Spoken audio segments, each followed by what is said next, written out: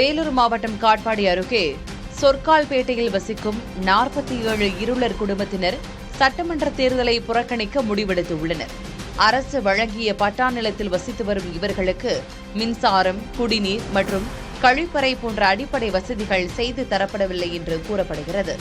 இதனால் குழந்தைகள் இருளில் கல்வி கற்கும் சூழல் உள்ளதாகவும் பல்வேறு இன்னல்களுக்கு ஆளாகி வருவதாகவும் பழங்குடி மக்கள் வேதனை தெரிவித்துள்ளனர்.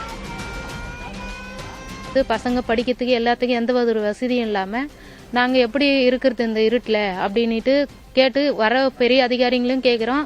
எல்லாரும் கேட்டாலும் அவங்க இதை பண்ணித்தரேன்னு சொல்கிறாங்களே கானி இது வரைக்கும் எங்களுக்கு எதுவும் பண்ணலை.